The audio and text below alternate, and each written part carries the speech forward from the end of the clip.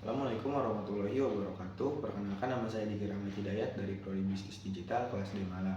Baik, di sini saya akan menjelaskan tentang konsep identifikasi unsur dan komponen produk barang dan jasa. Nah, memahami konsep identifikasi unsur dan komponen produk barang dan jasa adalah langkah awal yang penting dalam membangun merek yang sukses.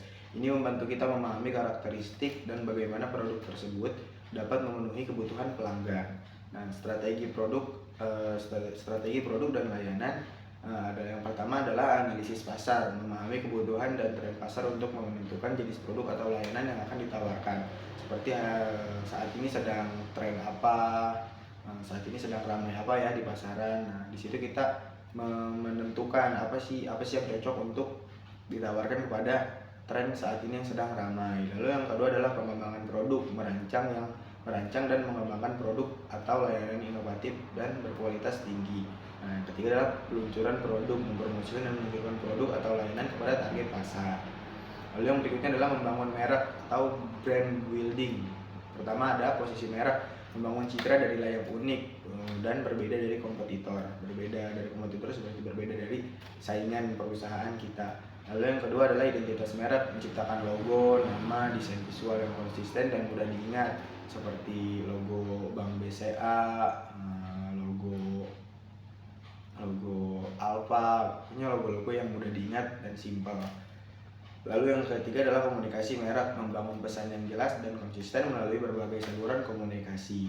Nah, lalu yang keempat adalah pengalaman merek, membangun interaksi positif dan berkesan bagi pelanggan dengan produk atau layanan. Lalu selanjutnya adalah tren dalam membangun merek. Yang pertama adalah personalisasi, membangun pengalaman yang disesuaikan dengan kebutuhan dan preferensi individu. Lalu yang berikutnya pengalaman digital, memanfaatkan platform digital untuk membangun koneksi dengan pelanggan. Lalu yang ketiga adalah berkelanjutan, membuat produk dan layanan yang ramah lingkungan dan etis.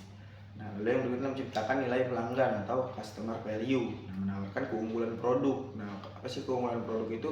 Menawarkan produk atau layanan yang unggul dalam kualitas dan fitur. Nah, lalu pelayanan prima, memberikan layanan pelanggan yang responsif dan profesional. Lalu yang ketiga adalah harga yang kompetitif, menawarkan harga yang kompetitif dan sesuai dengan nilai yang ditawarkan. Lalu yang berikutnya adalah nilai tambah, menawarkan manfaat tambahan seperti program loyalitas atau garansi. Nah, lalu sebelumnya adalah strategi pemasaran dan branding.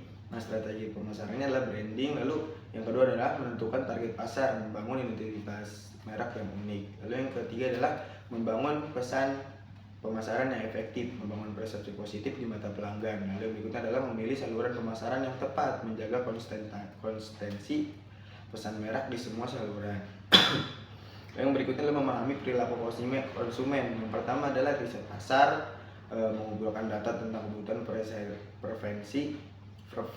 preferensi dan perilaku konsumen. Lalu yang kedua adalah analisis data, menganalisis data untuk mengidentifikasi tren dan pola perilaku konsumen. Lalu yang ketiga adalah segmentasi pasar, membagi pasar menjadi kelompok yang berbeda berdasarkan karakteristik tertentu. Lalu yang keempat adalah pemosisian produk, menentukan posisi produk atau layanan di mata konsumen.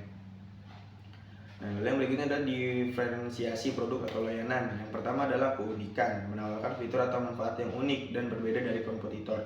Lalu yang kedua adalah kualitas, menawarkan produk atau layanan yang berkualitas tinggi dan terpercaya. Yang ketiga adalah nilai, menawarkan nilai yang lebih tinggi dibandingkan dengan tentunya kompetitor. Dan yang keempat adalah inovasi, menawarkan produk atau layanan inovatif dan sesuai dengan target pasar. Lalu yang berikutnya adalah membangun loyalitas merek. Nah, yang pertama adalah kepuasan pelanggan, memberikan pengalaman positif dan memuaskan kepada pelanggan. Lalu yang kedua adalah program loyalitas, mendorong pelanggan untuk membeli produk atau layanan secara berulang. Lalu yang ketiga adalah umpan balik pelanggan, mendengarkan dan menanggapi umpan balik pelanggan untuk meningkatkan produk atau layanan, seperti menerima kritik dan saran. Lalu yang berikutnya adalah kesimpulan, memahami konsep identifikasi unsur dan komponen produk barang dan jasa, strategi produk atau layanan, serta membangun merek adalah kunci untuk menciptakan nilai pelanggan yang tinggi dan membangun loyalitas merek yang kuat. Mungkin itu saja yang dapat saya sampaikan, kurang lebihnya mohon maaf. Terima kasih. Wassalamualaikum warahmatullahi wabarakatuh.